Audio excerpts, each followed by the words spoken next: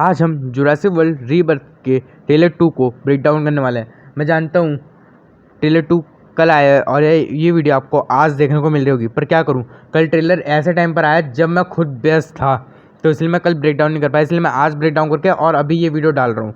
इसलिए बिना किसी के आगे ये वीडियो शुरू करते, पर आगे बढ़ने से पहले अगर आज चैनल पर नहीं हो तो चैनल को सब्सक्राइब बगल में बेल आइकन दबा के रखो, ताकि आपको फ्यूचर में ऐसी ही नई वीडियो सबसे पहले मिलती रहे। चलिए बिना किसी के इस वीडियो को शुरू करते हैं।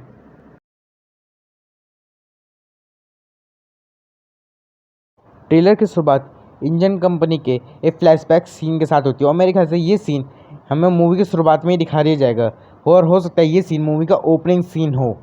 यहाँ पर कुछ साइंटिस्ट को दिखाया जाता है जो न्यूटन डायनासोर जिसका नाम डीरेक्स है उस पर रिसर्च कर रहे होते हैं, पर तभी डीरेक्स बेकाबू हो जाता है और ये लोग डीरेक्स के केस से बाहर निकल आते हैं, पर एक वर्कर डीरेक्स के केस के अंदर फंस जाता है और ये लेडी उसे बचाने की जगह उल्टा उसे मरने देती है, जहाँ डीरेक्स पीछे से आता है और इस वर्कर को बहुत ब्रूटल तरीके से मार देता है। उसके बाद हम ट्रेलर 1 का वही सीन देखते हैं जहाँ जोरा और उसकी टीम बोट से इस आइलैंड पर आई होती है। हमें मूवी के मेन कैरेक्टर्स को दिखाया जाता है, जोरा, डंकन जो जोरा के सबसे भरोसेमंद आदमी है, उसके साथ हेनरी लूमिस और साथ में मार्टिन। और मार्टिन डायनासोर्स के बारे में इन लोगों को बता रहा होता है इस आइलैंड पर कितने तरह के डायनासोर मौजूद हैं। फिर उसके बाद हमें रात का सीन दिखाया जाता है जो जोरा, मार्टिन, डंकन और ये सब लोग एक लैब में पहुँचते हैं और ये लोग दिखाने की कोशिश करेंगे ये दोनों सीन एक ही जगह के हैं, पर जबकि दोनों सीन अलग अलग हैं। जबकि इस वाले सीन में थोड़ी रात हो रही है और इस वाले सीन के अंदर खिड़की के बाहर से खिड़की के अंदर रोशनी भी आ रही है। फिर जोरा और डंकिन को एक लैब के अंदर ही दिखाया जाता है, मतलब ये लैब ही है टूटी फूटी, जिसमें डीरेक्स को ज़्यादा कैद कर रखा था, पर अब डीरेक्स आज़ाद घूम रहा है साइलेंट पर। और फिर हमें इसी लैब के अंदर एक केस दिखाया जाता है जो 2 सर वाला रैप्टर होता है और हमने ऐसे ही सीन पिछले ट्रेलर में भी देख रखा है। और इस बार तो इस रैप्टर की पूरी बॉडी को भी दिखाया जाता है जिसके पास लगभग 4 हाथ, 2 सर और 2 पैर और साथ में पूंछ एक ही है मेरे ख्याल से। और ये रैप्टर मरा हुआ है, जिंदा नहीं है, और हो भी सकता है मूवी में हमें ये जिंदा भी देखने को मिल जाए, सिर्फ ऐसे ऐसे कैद में दिखाया हो। फिर हमें नेक्स्ट सीन में सीधे टी-रेक्स को रिवील कर दिया जाता है, जहाँ हमें दिखाया जाता है कि टी-रेक्स टेलकाडो फैमिली पर हमला कर रहा होता है। और मैं बता दूँ कि ये टेलकाडो फैमिली का river craft scene Jurassic Park के नोबलाइजेशन से उठाया गया है, जहाँ जुरासिक पार्क मूवी में भी हमें ऐसा ही एक रिवर क्राफ्ट सीन देखने को मिलने वाला है टी-रेक्स का, पर उसे अनफॉर्चुनेटली मूवी से डिलीट कर दिया गया। पर अब वो इस बार हमें जुरासिक वर्ल्ड रीबर्थ के अंदर ये सीन दिखाने वाले हैं बिल्कुल डिटेल में। टेलकाडो फैमिली टी-रेक्स से बचने की कोशिश में लगी होती है और टी-रेक्स पानी में नदी के अंदर स्विमिंग कर रहा होता है काफ़ी अच्छी तरीके से, और फिर टी-रेक्स टेलकाडो फैमिली की लाइफ बोट को भी पलट देता है और साथ में एक छोटी बच्ची लाइफ बोट के अंदर फंस जाती है और टी-रेक्स भी लाइफ बोट पर हमला करने की कोशिश में लगा हुआ होता है। और साथ में टी-रेक्स का हमें एक और सीन दिखाया जाता है जहाँ टी-रेक्स अपना मुंह पानी के अंदर करके एक टेलकाडो फैमिली के किसी मेंबर को पकड़ने की कोशिश कर रहा होता है। फिर हमें टी-रेक्स की एक रोल दिखाई जाती है जो जोरा और उसकी टीम मेजर्स के पास तक पहुंच जाती है, और मेरे ख्याल से जब जोरा और उसकी टीम इस आइलैंड पर आई है उसी वक्त टी-रेक्स टेलकाडो फैमिली की लाइफ बोट पर हमला करने में व्यस्त है, यानी कि ये दोनों सीन्स एक ही वक्त के हैं। फिर हमें एक टाइटेनोसॉरस का झुंड दिखाया जाता है और जोरा एक टाइटेनोसॉरस डीएनए लेने के लिए उसके काफ़ी ज़्यादा करीब भी जाती है। और कसम से बताऊँ ये टाइटेनोसॉरस तो बहुत ज़्यादा बड़ा है, मतलब अभी तक की जुरासिक मूवीज में हमें वेलोसिराप्टर और मजेंगोसॉरस जैसे डायनासोर दिखाए गए थे जो काफ़ी ज़्यादा बड़े थे, पर ये टाइटेनोसॉरस तो वेलोसिराप्टर से भी काफ़ी ज़्यादा बड़ा है।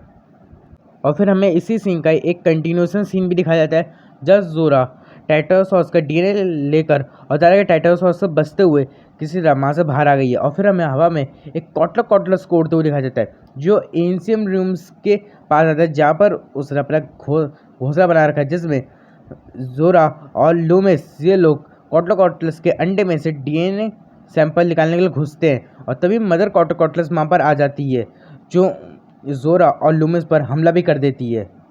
और इस जगह पर आप देख सकते हैं यहाँ पर डायनासोर्स के स्टैचू दीवारों पर जिन्हें एंशियंट रूम्स कहा जाता है, और बाहर की ओर भी हम डायनासोर के दांत टाइप के रूम्स देख सकते हैं। अब ये नहीं पता इसे इंजन के लोगों ने बनाया था या किसी ह्यूमन सिविलाइजेशन। अगर इंजन के लोगों ने इसे बनाया तो यानी कि इंजन इस लैंड पर कोई पार्क था 1993 के पार्क से ही पहले। अगर इसे किसी ह्यूमन सिविलाइजेशन ने बनाया तो ये पक्का हो गया कि यहाँ पर भी कोई ह्यूमंस रहा करते थे इस आइलैंड पर जिन्हें डायनासोर्स के पहले से ही ज्ञान था। अब ये बात कंफर्म नहीं कि इसे इंजन के लोगों ने बनाया या फिर ह्यूमन सिविलाइजेशन। अब वो मूवी देखने में पता चलेगा हमें।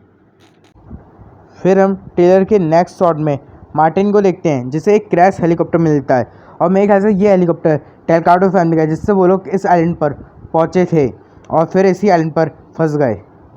फिर हम ट्रेलर में लूमिस का पेड़ वाला सीन देखते हैं जहाँ पर वो पेड़ पर बैठकर पानी पी रहा होता है और उसके पीछे हम टंकिंग को भी नोटिस कर सकते हैं। उसके बाद ये लोग आइलैंड पर रेस्क्यू टीम को ऐसे बुलाने की कोशिश कर रहे हैं, जोरा और उसके बाकी की टीम मेंबर्स, और इनके साथ टेलकाटो फैमिली भी मौजूद है जिन्हें इन्होंने अब रेस्क्यू कर लिया है। नेक्स्ट शॉट में हम टेलकाटो फैमिली की छोटी वाली बच्ची के बैग के अंदर एक एक्लिप्स डायनासोर को दिखाया जाता है जो डर के मारे चिल्ला रहा था। उसकी डर से ही वहाँ पर डी-रेक्स अपीयर हो जाता है। फिर टंकिन डी-रेक्स का ध्यान अपनी ओर खींचता है और फिर हमें डी-रेक्स का एक खतरनाक रोल वाला सीन दिखाया जाता है और जोरा पीछे से टंकिन चिल्लाते हुए दिखाई जाती है, जहाँ पर इस सीन के अंदर टंकिन की मौत भी हो जाएगी। फिर टंकिन को टेलकाटो फैमिली को बचाते हुए दिखाया जाता है और साथ में वहाँ पर कुछ और भी प्रकार के न्यूटन डायनासोर अपीयर हो जाते हैं और ये न्यूटन डायनासोर मुझे वेलोसिरैप्टर और ट्रायडॉन्स का हाइब्रिड लग रहे हैं। आपको क्या लगता है इन न्यूटन डायनासोर्स को देखकर? आप मुझे कमेंट सेक्शन में ज़रूर बताइएगा। ये न्यूटन डायनासोर्स भी मूवी के मेन कैरेक्टर्स पर हमला करते हुए इन्हें दिखाया जाता है और फिर हमें ट्रेलर के एंडिंग में जोरा और उसकी टीम को मोसासॉर्स ढूंढते हुए दिखाया जाता है, पर मोसासॉर्स उल्टा इन लोगों को ढूंढ लेती कर देती है और मोसासॉर्स का ये अटैक सीन काफ़ी ज़्यादा ज़बरदस्त था पूरे ट्रेलर में। एक्चुअल में ट्रेलर पूरा ही बेस्ट था। सबको ट्रेलर में काफ़ी अच्छी तरीके से दिखाया गया। टीरेस का रिवर क्राफ्ट सीन, मोसासॉर्स का अटैक और साथ में सब कुछ अच्छा ही चल रहा था, पर मुझे ट्रेलर में बस एक ही बात बेकार लगी, उन्होंने डी-रेक्स को फिर से रिवील कर दिया। उन्हें डी-रेक्स को नहीं दिखाना चाहिए था और साथ में ये कुछ नए प्रकार का जो न्यूटन डायनासोर अभी अभी स्क्रीन पर में दिखाई जाता है जो रैप्टर और ट्रायडॉन की तरह लग रहा है, उसे भी नहीं दिखाना चाहिए था एक्चुअल में। और मुझे नहीं लग रहा कि उसकी ज़रूरत ही नहीं थी। इन्हें सिर्फ डी-रेक्स को दिखाना चाहिए और भी कोई दूसरा न्यूटन डायनासोर नहीं। आपको क्या लगता है? आप मुझे कमेंट सेक्शन में जरूर बताइएगा। ऑलराइट गाइस, आज के लिए अगर आपको ये वीडियो अच्छा लगे तो वीडियो को लाइक कर दो, चैनल पर नए तो चैनल को सब्सक्राइब, बगल में बेल आइकन दबा दो और मैं मिलता हूं आपसे अगली वीडियो। तब तक bye bye, thank you for watching. Needless to say, I keep a check. She was a